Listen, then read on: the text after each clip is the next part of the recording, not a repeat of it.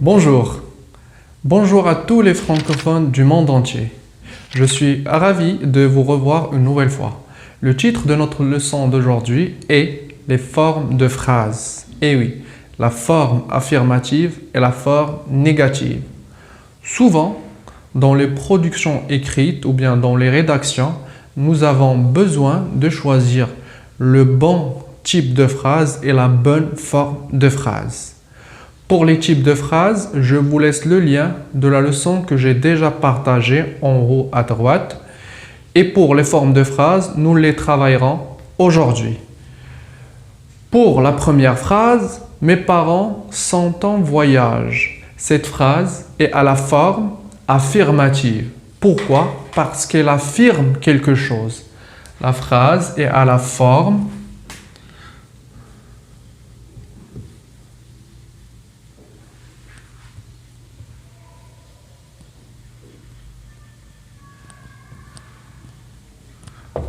affirmative.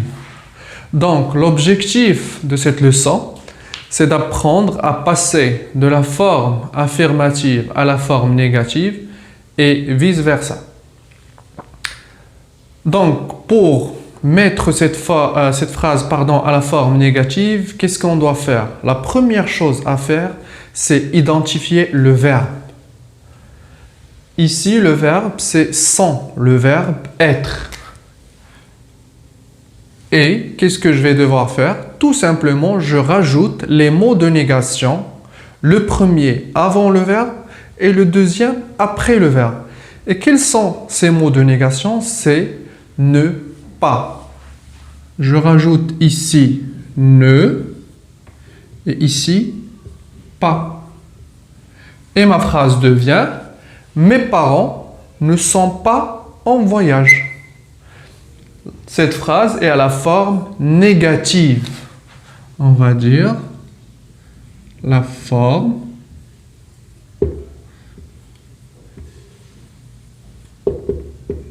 négative.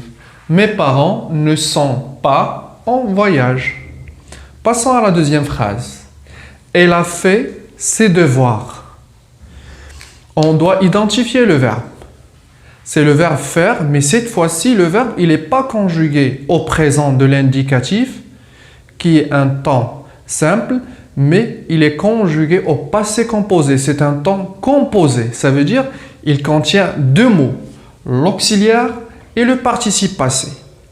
Lorsque nous avons un temps simple, nous encadrons le verbe ne pas.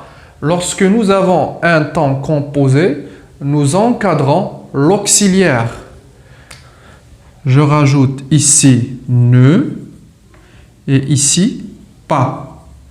Je n'ai pas encadré le participe passé, mais j'ai encadré l'auxiliaire avoir. Et ma phrase devient elle ne. Je ne peux pas dire ne parce que j'ai ici a, une voyelle, alors j'enlève e et je mets l'apostrophe. Elle n'a pas fait ses devoirs. Elle n'a pas fait ses devoirs. Lorsque j'ai un temps simple, le verbe est conjugué à un temps simple, le verbe être au présent de l'indicatif, j'encadre le verbe ne pas. Lorsque j'ai un verbe qui est conjugué à un temps composé, j'encadre l'auxiliaire. Elle n'a pas fait ses devoirs. La forme affirmative, la forme négative. Passons maintenant à la deuxième étape. D'accord? Pour les mots de négation, la plupart du temps, dans la majorité des cas, nous utilisons ne pas. Mais il y a d'autres mots de négation. Comme quoi? Comme ne plus, ne jamais, personne. Et c'est ce qu'on va voir dans les exemples suivants. Commençons. Mon père rentre toujours tard. À votre avis, cette phrase est à la forme affirmative ou bien négative?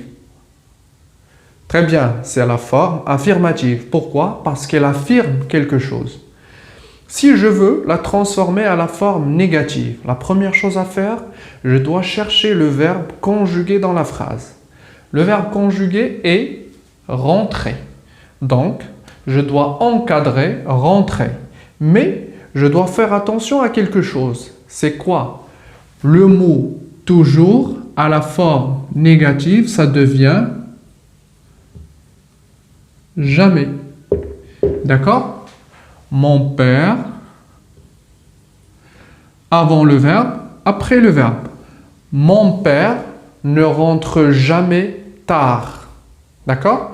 Tout le temps, lorsque nous avons le mot toujours à la forme négative, ça devient jamais.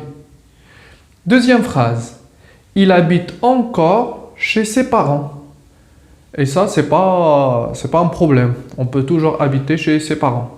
C'est juste un exemple. Il habite encore chez ses parents. Et ici, on doit remplacer le mot encore par le mot plus. Toujours le mot encore, ça se remplace par le mot plus. Et je rajoute ne.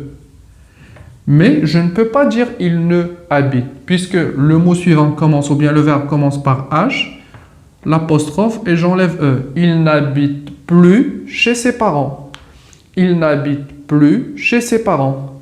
Troisième phrase. J'aime tout le monde. J'aime tout le monde.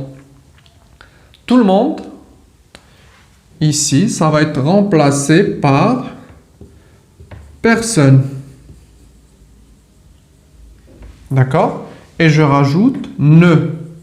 Mais je ne peux pas écrire ne parce que le verbe commence par une voyelle. Je mets un apostrophe. Et ici, ça devient je et non pas j apostrophe. Je n'aime personne. Le contraire de tout le monde, c'est personne. Mais ce n'est pas vrai. Moi, j'aime tout le monde. C'est juste l'exemple. Continuons. Dernière phrase. Mon fils aime l'arabe et le français. Mon fils aime l'arabe et le français. Donc, après le verbe, je dois faire attention, j'ai deux éléments. J'ai l'arabe et j'ai le français qui sont reliés par la conjonction de coordination et. Alors, comment je vais faire?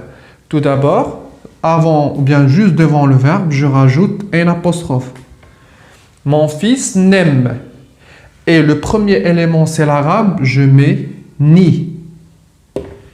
Mon fils n'aime ni l'arabe, j'enlève et je remplace par un deuxième ni. Mon fils n'aime ni l'arabe ni le français. D'accord? Je vous conseille de faire plein d'exercices pour pouvoir s'habituer à transformer une phrase affirmative à la forme négative ou bien l'inverse. Je vous dis merci et je vous dis bon courage. Du fond du cœur, je vous souhaite à tous bon courage et bonne continuation. Au revoir.